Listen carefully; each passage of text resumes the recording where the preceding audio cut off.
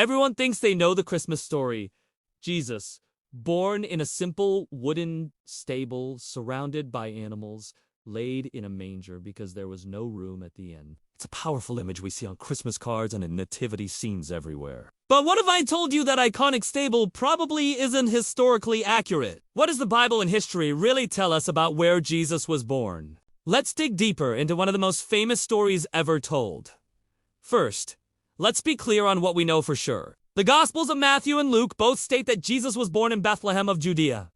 This is a crucial detail, as it fulfilled an ancient prophecy from the book of Micah, which predicted the Messiah would come from this small town, the ancestral home of King David. This fact is widely accepted by historians and biblical scholars.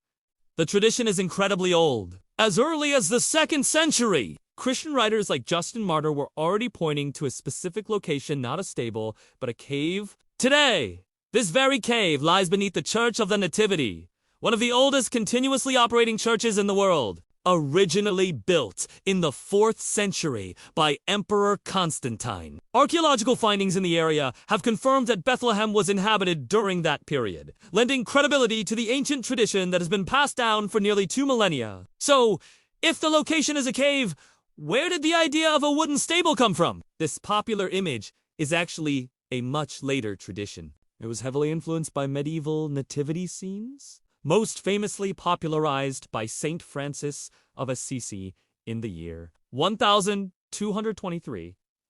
He wanted to create a living reenactment of the nativity story to help people connect with its message of humility. And the image of a rustic barn with animals resonated deeply. It's a beautiful picture, but it's more of a symbolic representation than a historical one. Now, let's look at the biblical text itself. The key phrase is found in Luke chapter 2, verse 7, and she gave birth to her firstborn, a son. She wrapped him in cloths and placed him in a manger because there was no guest room available for them. The word that often gets translated as in is the Greek word kataluma. Here's where it gets interesting. Modern scholars point out that kataluma doesn't necessarily mean a commercial inn or a hotel like we'd imagine. A more accurate translation in this context is likely guest room or upper room within a private house. Think of it like a spare bedroom in a family home.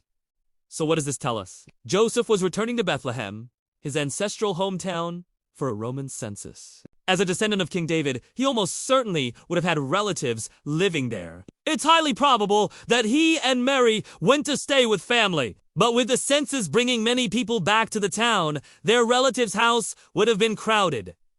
The kataluma, or guest room, was already occupied. This is where the structure of a typical 1st century Judean home becomes important. These houses were often simple, sometimes built into the side of a hill, incorporating a natural cave. Many homes had 2 levels. The family would live on the upper level, while the lower level, or an adjacent cave, was used to shelter their animals at night. This kept the animals safe, and their body heat would help warm the house. Inside this lower area, you would find mangers feeding troughs for the animals, typically carved from stone or built into the wall. So, when Luke says there was no room in the kataluma, it likely meant the main living quarters were full. To find some privacy for Mary to give birth, they were offered space in the lower part of the house. The family's living area where the animals were also kept, it wasn't a detached, drafty barn out in a field. It was the humble, bustling, ground floor of a family home. Placing the newborn Jesus in a manger was simply a practical solution in a crowded but welcoming space. This reinterpretation doesn't diminish the story. In many ways, it makes it even more powerful. Jesus wasn't born as an outcast, rejected by a commercial innkeeper. He was born within a family setting, in the middle of everyday life, albeit in the most humble part of the house. This emphasizes God's profound humility to enter the world not in a palace or even a comfortable guest room, but in the simple, earthy space of a common family home. The traditional image of the stable has served for centuries as a symbol of poverty and humility, and that message is still true. But understanding the historical context gives us a richer, more intimate picture. It wasn't about being turned away into the cold, but about being welcomed into the heart of a family, even if it meant sharing space with the animals. It shows God becoming part of the mesanences and reality of human life from the very beginning. So, the next time you see a nativity scene, remember the story behind the story? Picture a crowded family home in Bethlehem,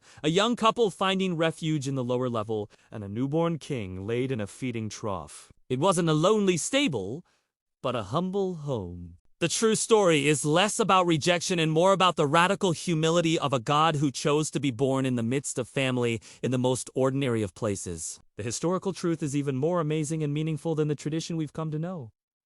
Thanks for watching. If you found this interesting, don't forget to like this video, subscribe to the channel, and hit that notification bell so you don't miss our next exploration into history. Merry Christmas! Thank you for watching. God bless you.